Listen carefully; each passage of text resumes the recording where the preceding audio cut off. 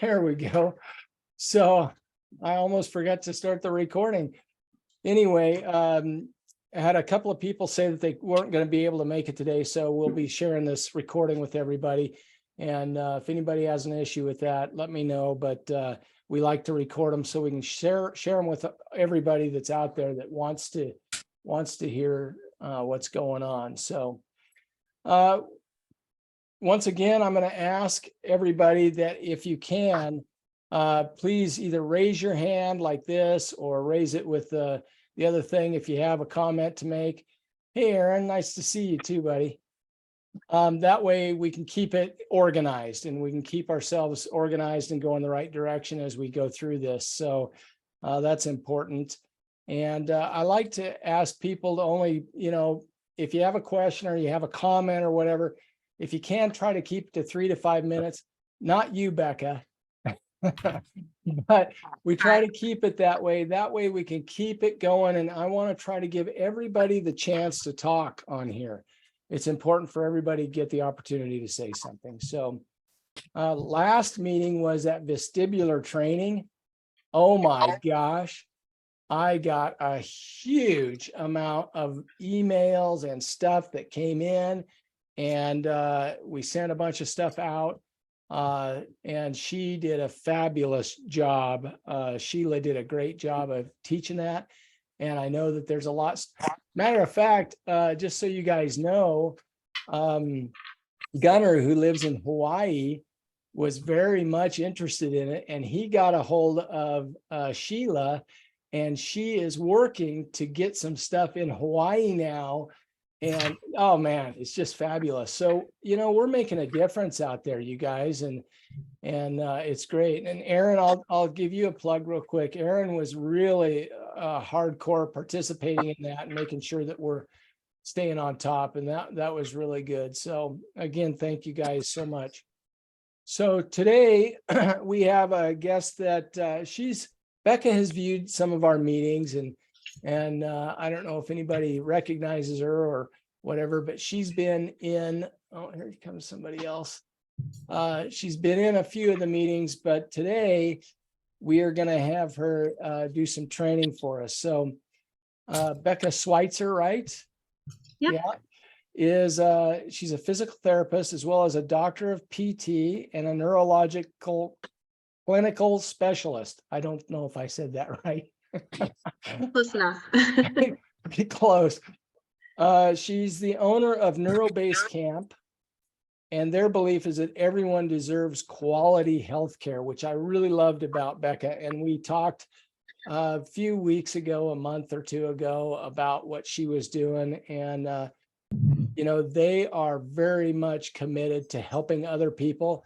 As a matter of fact, even when it comes down to the payment process and stuff, and I won't get into that now, but they're really doing their part to try to help stroke survivors out there. So I just want to say welcome, Becca, and thanks for coming on.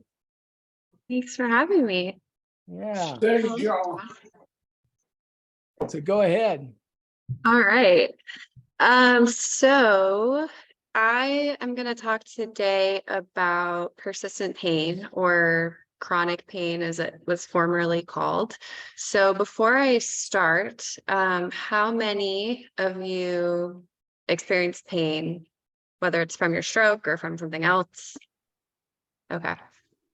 Pretty much everybody that I can see. Yeah, so it's super common, and unfortunately, one of those things that is kind of a pain to treat and to manage and get rid of. The typical medical treatment is, medication, surgery, injections, whatever. And I'm sure most of you or some of you have tried those, and they are effective part of the time, but not really fixing the problem. So my second question for everybody to get us started is, does anyone want to share what their current understanding of pain is? Like what is pain in your body? What's happening that you know of? Anybody? I'm just sure. Come on, who's dealing with pain today? Who's dealing with some pain today? Ralph, go ahead, buddy. Well, I've got chronic pain. And Mhm. from what I understand about it, I have, I have an spinal cord stimulator and stuff like that. It's supposed to have surgery, but from what I understand, it's a signal from your body telling you that there's something wrong. That's how I Right. think of pain. Yeah. I always have it. Right, right.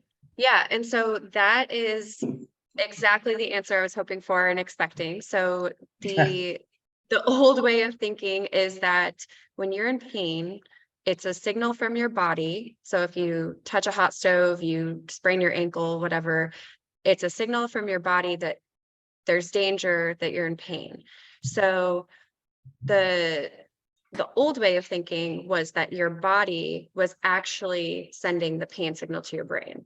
And it's actually the opposite. So your body is sending a signal to your brain, but it's just the danger signal. Like something's going on, there's something we don't like, you're in danger. And then the brain decides what to do with that information. So the brain can either send a pain signal back that kind of simulates a bunch of things in your body, your autonomic nervous system, your immune system, the endocrine system, and that will set off this whole pain cascade. Or the body will be like, no, you stepped on a pillow or a fluffy whatever, like it's not painful, or we're good. So typically with an injury, you have tissue damage.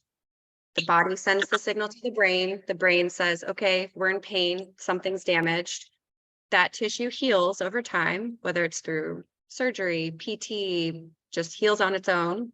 And then the pain stops because the body acknowledges, okay, we're good. We don't have pain anymore. Everything's healed. The problem comes when chronic or persistent pain happens.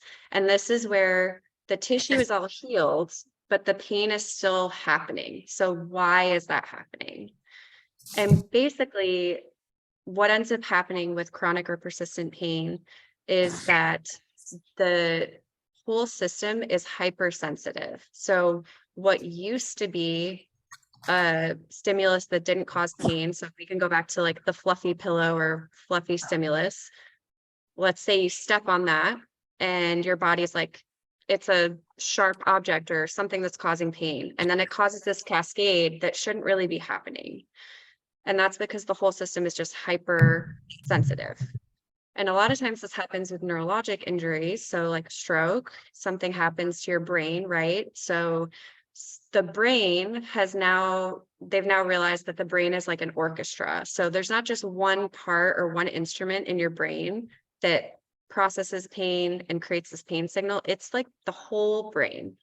So your brain has all these different parts that are communicating to create this quote unquote orchestra and a pain response. So with a stroke, a lot of times some of those spots are affected, and that can cause a chronic pain issue on its own because the orchestra isn't playing together correctly. So do any of you have like nerve pain from your stroke?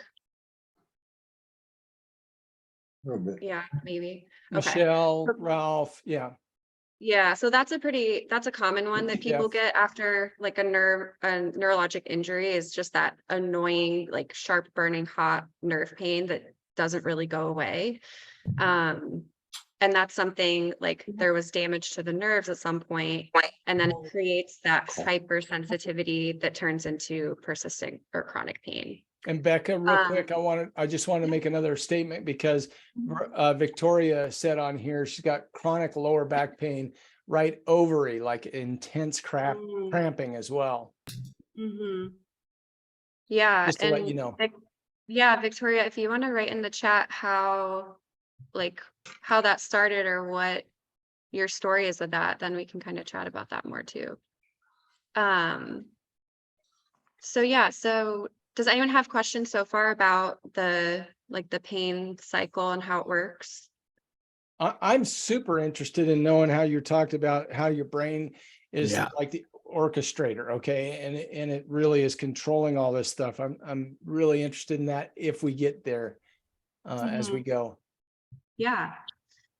Yeah. So I would recommend, there's a lot of really good resources on persistent pain. And the reason I call it persistent pain instead of chronic pain is chronic pain is kind of the old terminology that they would call any pain that lasted longer than 3 months. 3 to 6 months was kind of the chronic pain bucket. But persistent pain is, they've found that it's a better way to describe it for patients, because it talks less about the tissue damage and the time frame and more about just like pain that is lingering that shouldn't be there. Okay. Yeah. And also, I also have persistent pain in my left knee. And they have checked it and there's nothing wrong with my knee. They tell me it's neuropathic pain, Yep. whatever that Yeah. means. So yeah, neuropathic pain is kind of another term for the persistent pain cycle. So that's another term that you'll hear is central sensitization.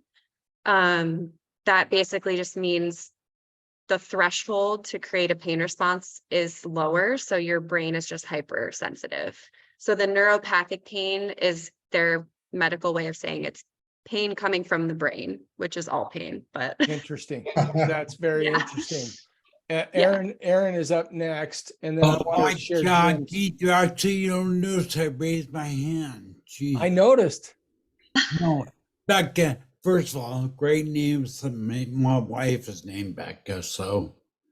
But it is a good name. Keith mentioned, because I think the first thing into my mind when I'm hearing you talk is the mind can control the type of pain you're feeling. So the reverse, can I meditate myself in a state of telling the mind to treat the pain differently? Can it get? Yes. Absolutely. Yes. So you Great. kind of read my mind. That's where I was going next for sure. Yeah. So is everyone aware of like the fight or flight versus the rest and digest response of your nervous system? So when you're in pain, you're in that fight or flight, like that's a sympathetic nervous system response. And what you can do, I mean, there's a lot of layers to treating persistent pain, but one of the easiest and quickest things you can do is work on strategies that stimulate the parasympathetic nervous system, or like vagus nerve. I'm sure you guys have heard that buzzword thrown around. It's a really long nerve. It innervates a lot of different areas of your body. And so it's kind of a buzzword right now because it goes along with like mindfulness and breathing techniques and meditation and all of that stuff. So yes, you can kind of teach your brain to respond differently to those pain triggers. And that's one of the first things that I work on with my patients is literally writing down a list of what are the things that trigger your pain or that you perceive as a threat to your system. And then we kind of work together to find like what's a low-hanging fruit that we can address and try to change that into something positive. So Okay, yes, so absolutely. Becca, I am extremely interested in knowing how you take the next step. So, let's take somebody here, Ralph or Aaron or somebody who's got a pain. Do you mind, Becca, kind of digging into that a little bit? I would love to hear. Gosh, yeah. Yeah. So, either pick one yourself or we can. Whoever feels the most strongly about it. Well, I feel pretty adamant. I've been in a wheelchair back at 13 years. Not only do I have real pain in the ass from it, I have pains behind it over my frame is weak. I mean, anyway, but I'm really, really interested in the diversion tactic because I'm anti-drug. I had neuropathy in the very beginning. That were off, thank God. But yeah, this of being in pain in a wheelchair for 13 years. But I really like Keith, and we're gonna talk about being on the Stroke of Genius podcast on our show soon. But I'll send you a private message. But this topic that Keith and I can tell he's excited too. If we can learn a technique right now, but just step one, basic. Learn to how do we activate? What are those sympathetic? What are those? The Explain. parasympathetic nervous system. So it's one part of your autonomic nervous system. And I would say the easiest technique that I could teach to everybody, and you can use this even if you're not in pain. This is just great for relaxation, like before a meeting or a stressful phone call or whatever, would be a breathing technique. So the easiest one that I teach people is it's called a 4-7-8 breathing technique. So that would be an inhale for 4 counts, a hold for 7 counts, and then an exhale for 8 counts.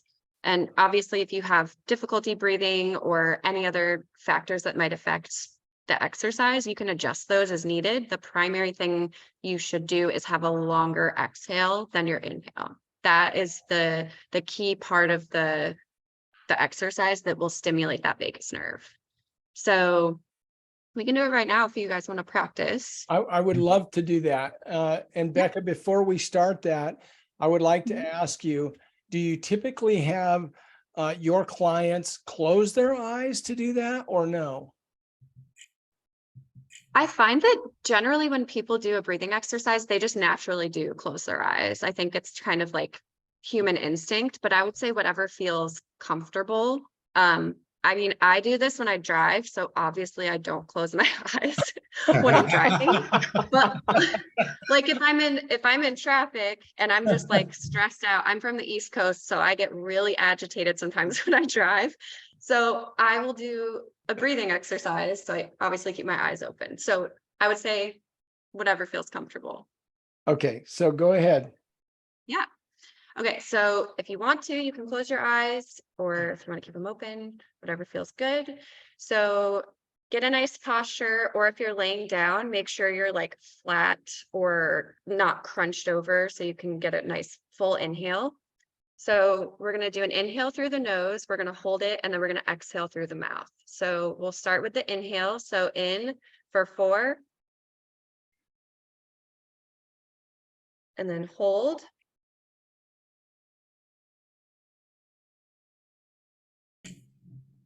And then we're going to breathe out through the mouth.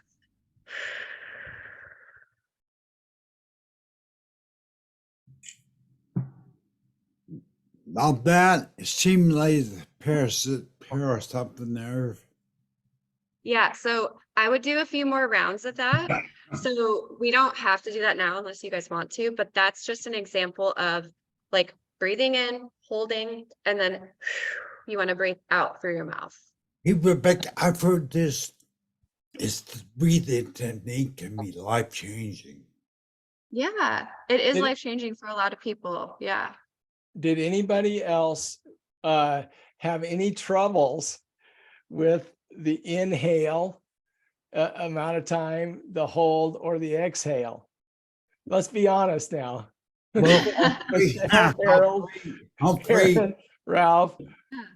Yeah, Well, I have an issue with COPD anyway, so I mean, I have to practice breathing techniques because of that, so it's Yeah. just Yeah. difficult. And it is, I mean, your lungs and your diaphragm are just like any other muscle in the body. Like they can, I mean, we're breathing all day, every day, passively, but to actively, consciously think about breathing, that's a muscle that you have to train. Like it's not going to come overnight. Never thought of it that So way. my recommendations, and all of the resources that I talk about today, I can send to Keith and then he can send it to everybody. But there's a lot of free breathing apps on your phone if you have a smartphone. Or if you don't have a smartphone, you just have a computer, you can do like a YouTube breathing exercise. But there's a lot of free apps that are really great. And most of them will say like breathing for anxiety, breathing for pain, breathing for energy. So you can kind of pick and they'll do the science for you. I just teach the 4-7-8 because it's easy to remember and you don't have to have an app, but there's a lot of them. I had a couple of other quick questions. One was, and then I want to open it up to everybody and make sure we get all the questions answered here. How soon, Becca, do you typically, I mean, what results are you seeing from some of your patients and as far as timing and all that kind of stuff? Yeah, I would say it depends on a lot of factors, such as how long someone's been in pain. I've treated some people, like especially my patients that have CRPS. I don't know if anyone's heard of that. Complex regional pain syndrome. It's like a really, really severe persistent pain syndrome. Those people have been in pain. I had a lady who was in her 90s and she had severe chronic pain since she was like in her 30s. Oh. So I treated her for probably close to a year before I discharged her, and she still had pain, but it was better. It was manageable. But then I have people who, you know, they had an accident 6 months ago, they're still having chronic pain, and we work through the pain education, the modification of lifestyle factors, and they feel better within a month. So it really just depends, but it is a slow process and it takes patience. So just like recovery from a stroke, it's not going to happen overnight. If you've had pain for multiple months, it's going to take some time to undo those brain patterns that have created. Ralph, go ahead. 4 years. I have a question about mine. I guess mine's partly a birth defect is in my lower spine. Then I had a pretty major football injury when 45 years ago. And then when I had the stroke, it exacerbated all of it. And then when I had the SCS put in, at the end of the wires, I think he screwed up, frankly. And ever since that, at the end of the wires on the top, my entire upper back is always hurting. I mean, I've started a chiropractor and I'm going to massage Friday. Can that long-term actually be fixed? I mean, look at all the steps that I've gone through to get the daily pain I have. You know, is there a light at the end of the tunnel that's not an oncoming train? Are you still actively using the spinal cord stimulator, or is it just I stopped hanging out? because it's literally a PETA. I mean, you know, you Yeah. got to charge the battery all the time and then it's up and down. Yeah. You know, it's just, and they can't take it out supposedly because it's too dangerous. I wish they would have told me that, you know, but Yeah. I stopped about a month ago using it. I turned it off. And now it's Yeah. with the chiropractor and the good physical therapy and the pool treadmill. It's starting to get better, but Mhm. can it go away? I mean, it's annoying. It's every day.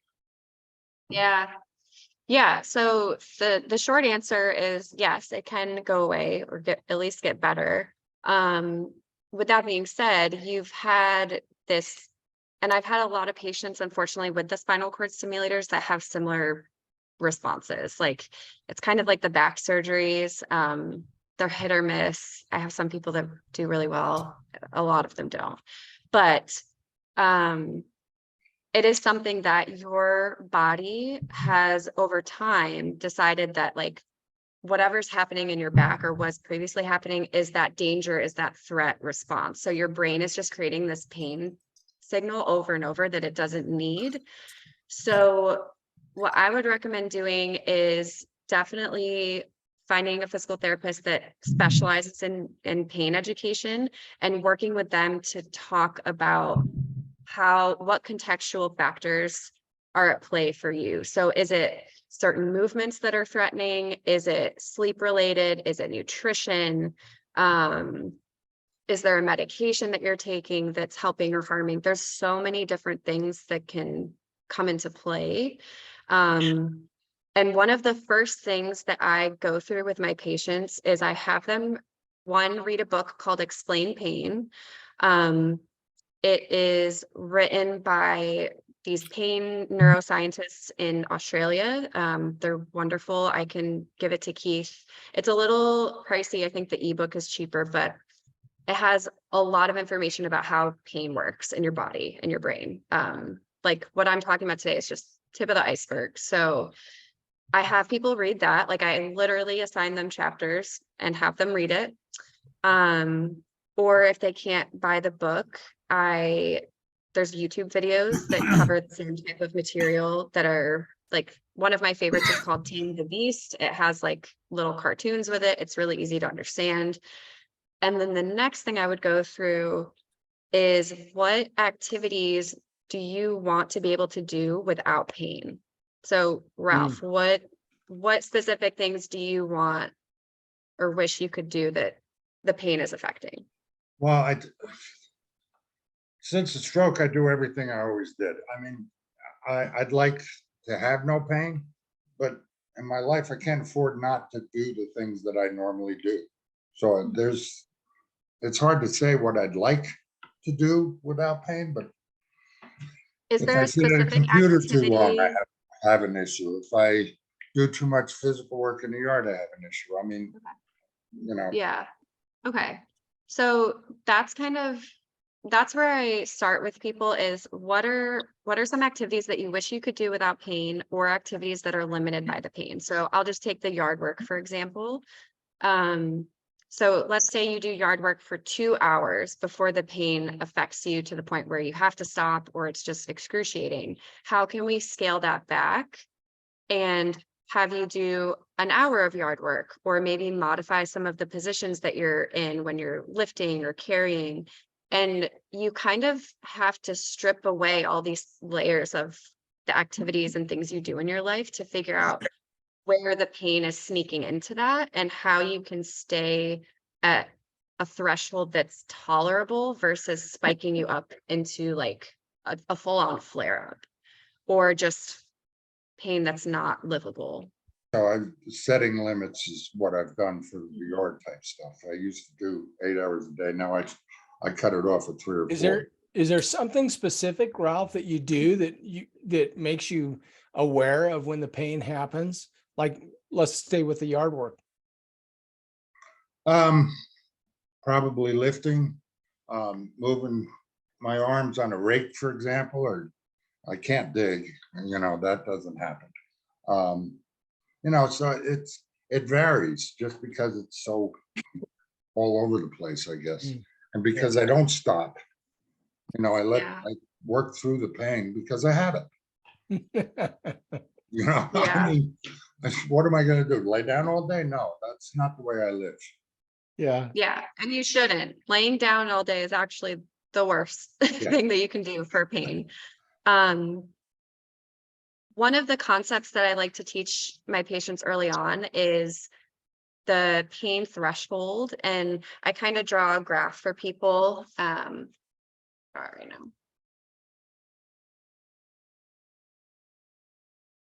So this is the large peaks and valleys are what people tend to do when they're pushing through pain. So I'm just guessing, Ralph, like you're doing your yard work, so you're pushing through and you're going above this threshold that's tolerable to pain that's like exacerbating, annoying, whatever.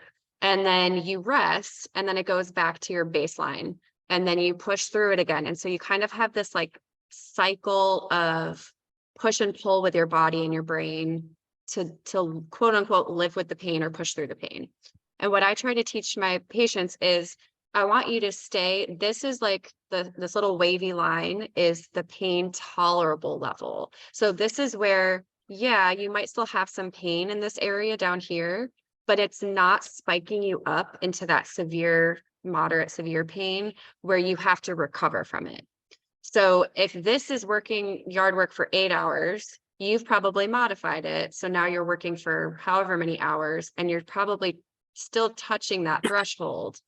But that's a good example of a way to modify something, is how can you make it livable and doable? Like you said, you can't stop doing the things that you need to do in your life, but how can you have a better relationship with the pain? Okay. I'm sorry if I'm taking up too much time for everybody else. I appreciate your Yeah. telling You're me. fine, bud. If we had some other questions, I'd be moving around for sure. Any other questions though that are coming right up right now by anybody? Harold, did you have a question? I can't remember. No. Okay. Any other questions? So Becca, did you have any more stuff that you wanted to talk about?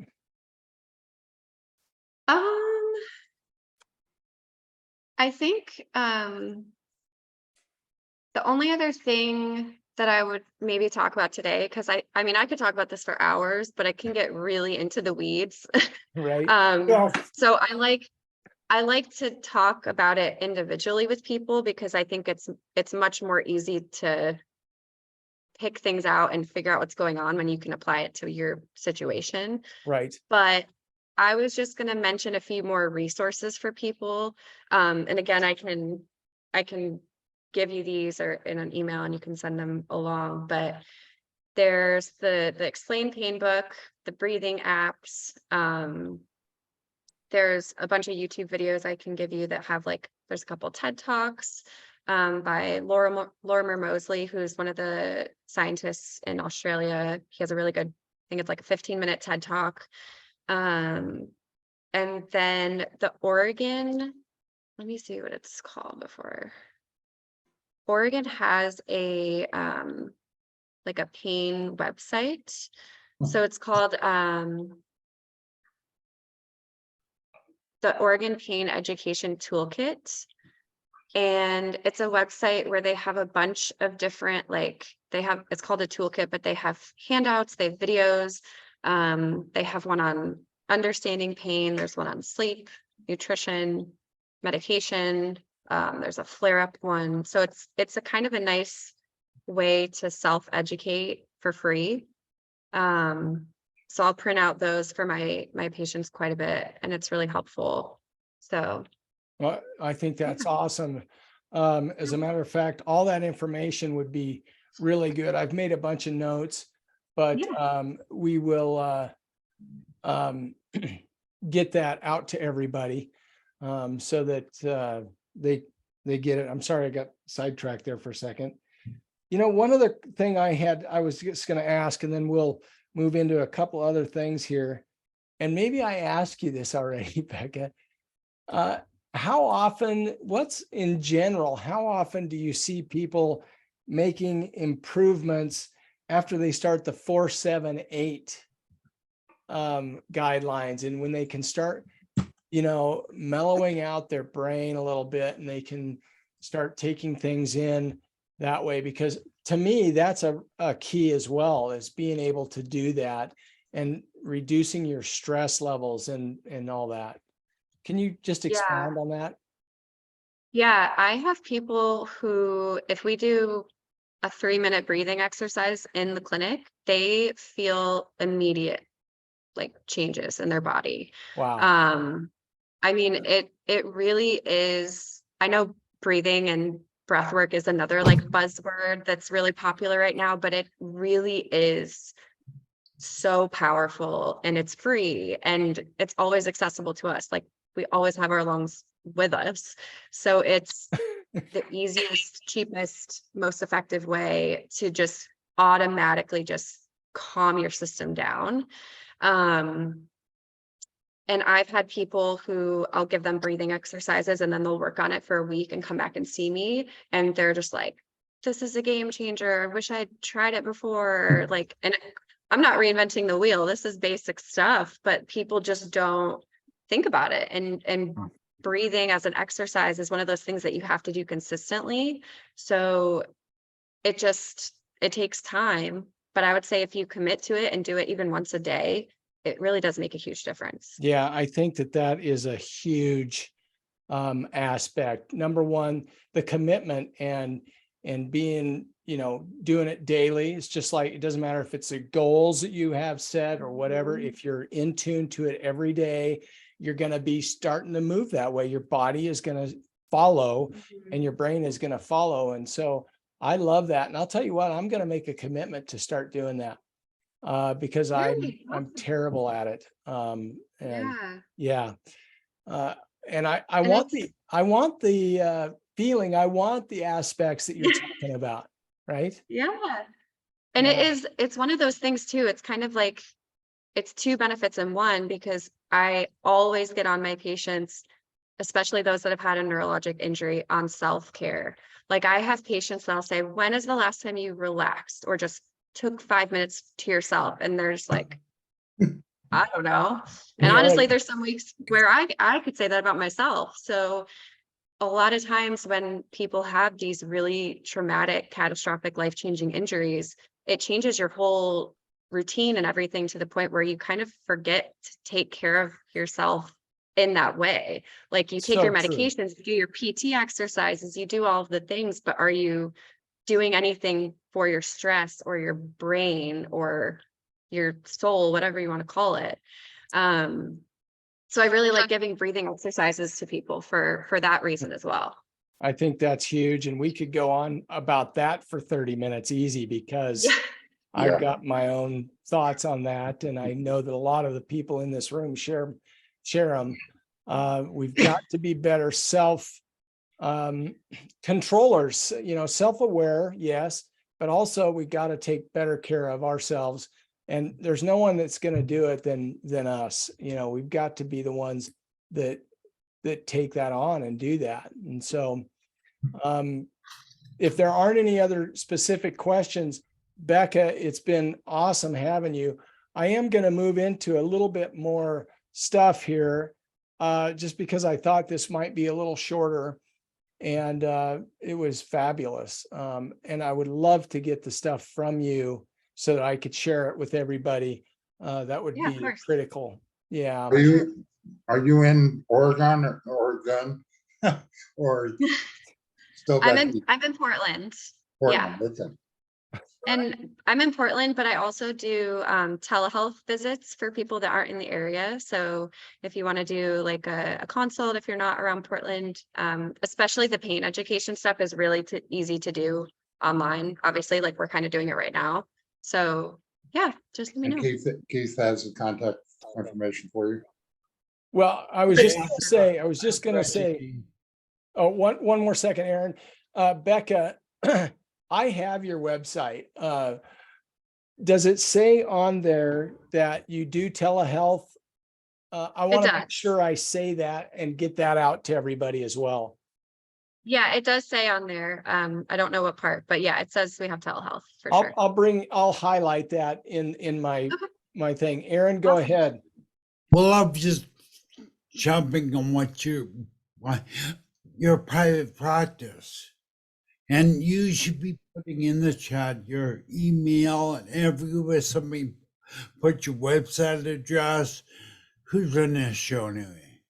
But yeah, I can put it in the chat, or do you have I it? put it in the chat. Just give everybody a chance to email you or something.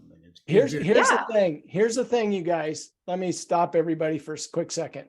So I'm running these Zoom meetings, and there's a lot of people, a lot of things going on. And sometimes I don't remember to record them with the chat as well. Oh. And so when I send out the meeting, then I include all these things so everybody has that information to them. Okay. So my apologies on that, but I'll learn how to do that better. Keith, I think you can, if you go in the chat, you see those three dots next to the smiley face. You can click on that and you'll see an option to download, save chat. Everybody in the room right now can save the whole chat. Oh, okay. Cool. Click on three dots next to smiley. Yeah. And it's on everyone and anyone directly right now. But what I'm talking about, Aaron, and I don't want to take our time here, but what I am talking about is recording it with those chats. Oh. So it goes out, on the recording. That's what I was meaning. I'll have to teach you to live stream, bro. We're tough. Okay, we'll do that too. Seriously, because I know I could learn. But in the meantime, I'll send Yeah, it I out. just put my email and website in the chat if anyone really wants it right now, and then Keith can send out Do you have a official- LinkedIn link? Put your LinkedIn profile in there. Put your LinkedIn link. I'll make sure everybody gets it. So it's Neuro, Neuro Base Camp.com, neurobasecamp.com. That's your LinkedIn link. That's her website. Oh, you send on LinkedIn. Do you have the LinkedIn? LinkedIn. There's a an icon for the LinkedIn on the homepage. Okay. Cool. Yeah. All right. I want to move off of that right now and just say thank you so much, Becca. It's been a pleasure, and you really helped a lot. And Good. we certainly appreciate it very much. You can hang on with us if you want, or you can take off. It's up to you. But before you go, I want to just make sure everybody says thank you, and we acknowledge you so much for that. Thank you. Of course. Yeah, Thanks for welcome. having me. yeah, it's very great having you. All right, so I'll hop off so you guys can talk. we might talk about you. You may have to watch this later. I can stay. I'm fine with that. Okay. Real I'll mute myself. You're fine. She did a fabulous job. It was great having her. We have a few minutes, and I just wanted to say a couple of things. John DeBell, you know, we want to hear your story pretty quick. So I hope you come to the next meeting as well. I'm going to make sure I get your story heard. And what I usually do is I give people 3 to 5 minutes to tell their story. And we'd love to have that, because that helps us all, you know, see the light, if you don't mind me saying. You know, it's like we can get better, and we've got to continue to know that. And so I've had a ton of you guys already talk about your stories, but John, I would like you to be doing that I don't think we'll have time today. If we do, I'd like to ask you to do that real quick. Before that though, I want to just reiterate something. And I don't say this all the time, but you know, SAO runs these meetings, and some of our mission, I just want to make sure everybody understands, you know, our mission is to collaborate. We talk with hospitals, physical therapists, of course, right, Becca? And a bunch of different people. That's the C. And then awareness. We say our goal is that we're guided by care. And so C was collaboration. A is awareness. It's our FAST campaign, you know, the face, arms, speech, and time. We get that out in a big way. Recovery is the stroke meetings, of course, and we have so many, and I'm going to call these out real quick. We do this meeting every second and fourth Tuesday at 3:00 p.m. Pacific. The men's club, which Ralph is now running all the men's club groups for us. It's the third Wednesday of each month at 4:00. And that's an in-person. And then we do a Zoom every second Wednesday at 4:00. We really want the men to start coming to these meetings if we can. It's just an open frame. We just shoot the breeze and get some things off our mind that might be in there. So that's important. We have a younger stroke survivor group that's every third Thursday at 6 p.m. This is, you know, really it's for anybody, but usually it's for around the 55 mark and down. So I wouldn't qualify. But that's at 6 p.m. on every third Thursday. And then we have a caregivers meeting that Molly Bucola is running, and it's going fabulous. She's doing a great job. And it's the first Wednesday of the month as well. So that was C, collaboration, A, awareness, recovery, and then education. And we just continue to do what we can to educate families. It's not just us as stroke survivors, right? It's our families. I look at Michelle Humphrey sitting there, and she had her whole family was on one of the meetings, and what a great family they are. And we all have them. We all know people, and it's important that we acknowledge our family members who are busting their butts to help us a lot of times as well. I wanted to also mention real quick that Rev Bev, you guys see her on here all the time. what a sweetheart she is and a great person. And she went back into the hospital again. She's probably got to stay there 3 days this time. She's kind of been going through it. And I would just ask all of you to put your thoughts, prayers, whatever it is that you do towards Rev Bev. She's a super, super lady. We love her to death. And I just wanted to call that out real quick. Let's see, it's 3:51. So John, what do you think? Can you give us 3 to 5 minutes of your story? As soon as I find the mute button. Yeah, sure. So I moved to Oregon in July. I was living in Colorado for the last 6 years. So 4 years ago, almost June of 2019, I was having bypass surgery, and I woke up from surgery having stroke during surgery. So it was awkward, to say the least. And my wife is a retired physical therapist, so the moment I was coming out of being sedated, she was because she could see already that I was had a stroke. So external precautions from bypass surgery limits what you can do and move. Fortunately, last time we were here, I was at something people were talking about.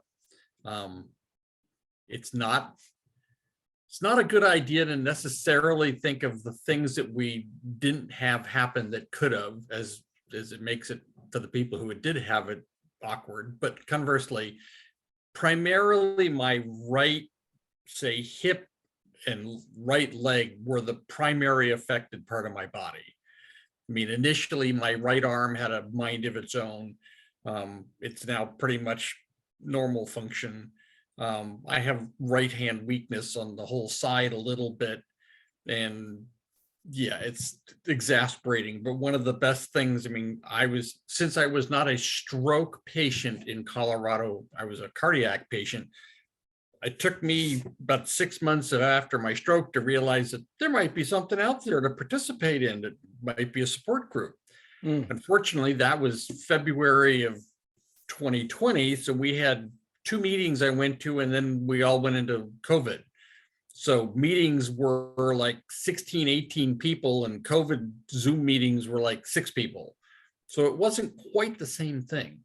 But yeah, the meetings have been just remarkable. And in Colorado, there were people who were like, I don't know, 6 weeks out of the hospital from a stroke, and like one guy was like 22 years and was still coming to meetings.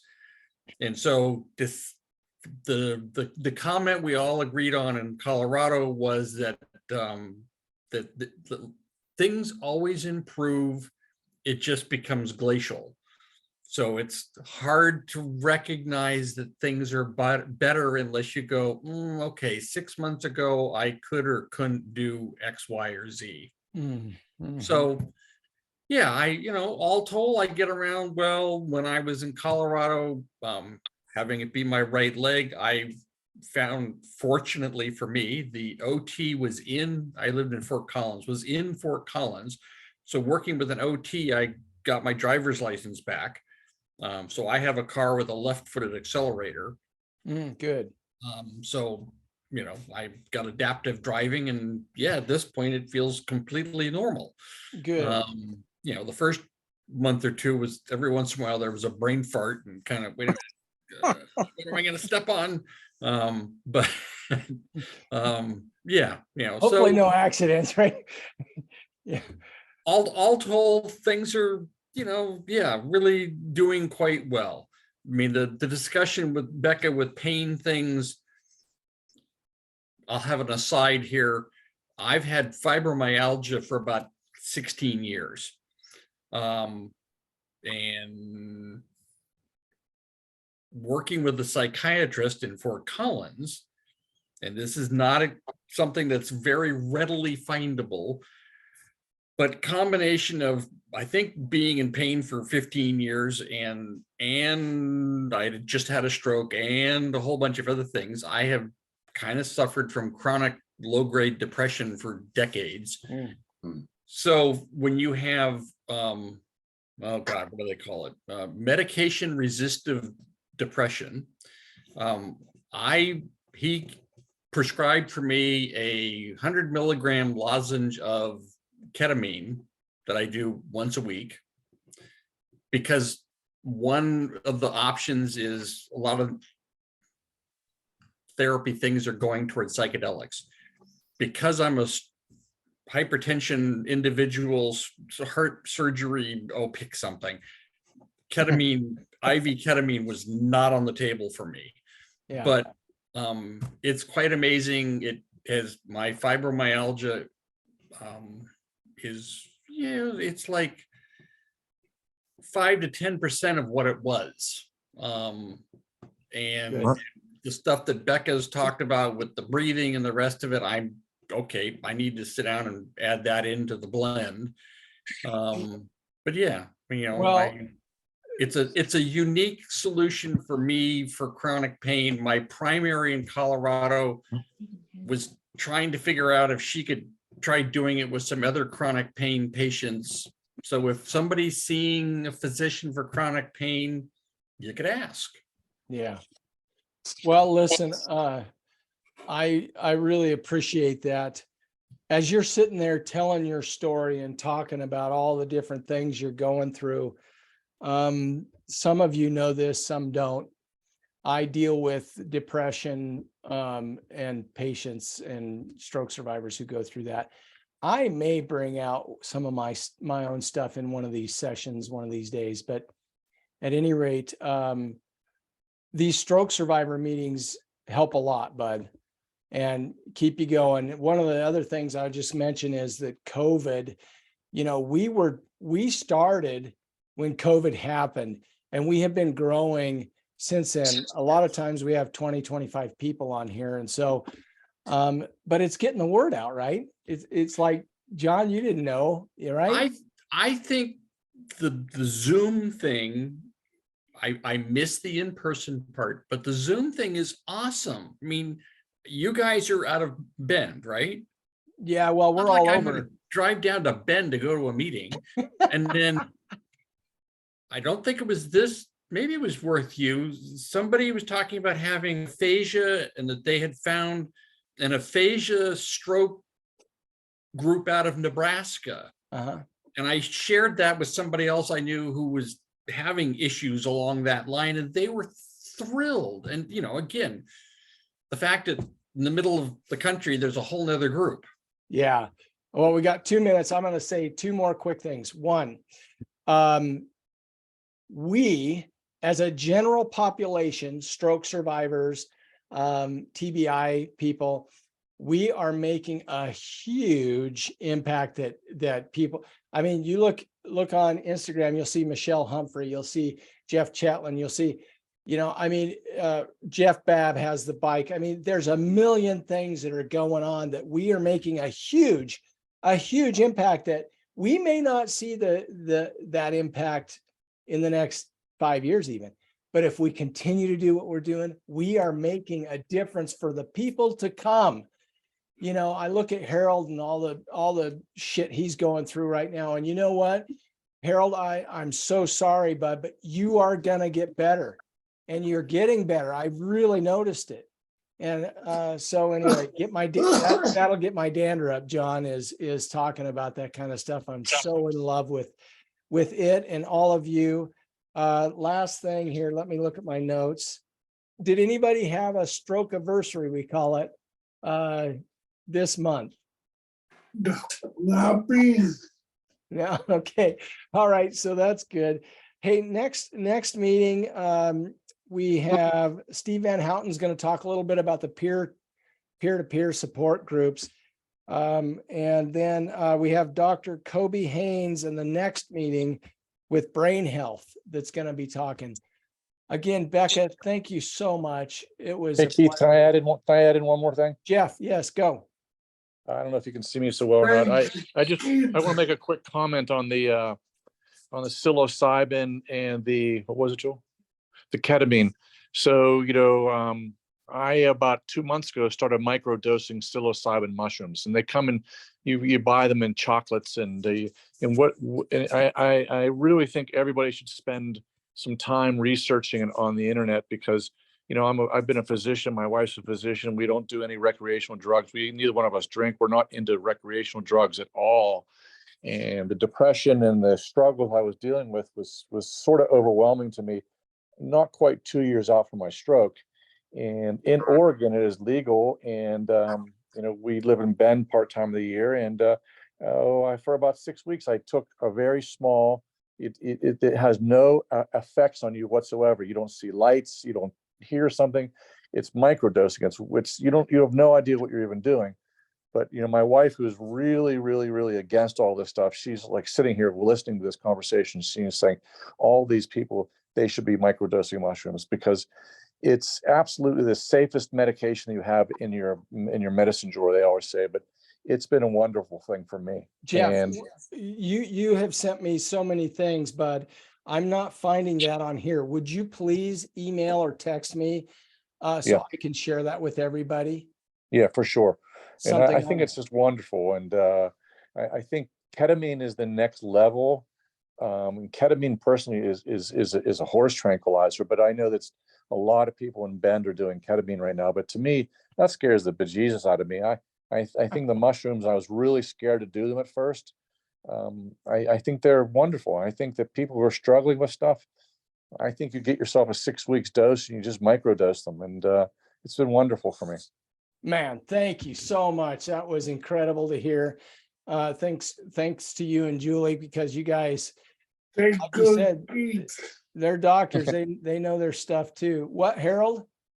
Thank you. Oh, you're welcome, buddy. Good seeing you. Please come again. I will. All right, bud. And I listen, normally take a nap. I know it's time. All right, buddy. Hey, we're going to excuse everybody here. Thank you guys so much for coming. Once again, Becca, appreciate you. Thank so much. you. Thank you, Becca. Thank you, Thanks. everybody. We'll see you guys Thanks for next having time. me. Okay. Bye-bye. Bye, Keith. Thanks. Yeah.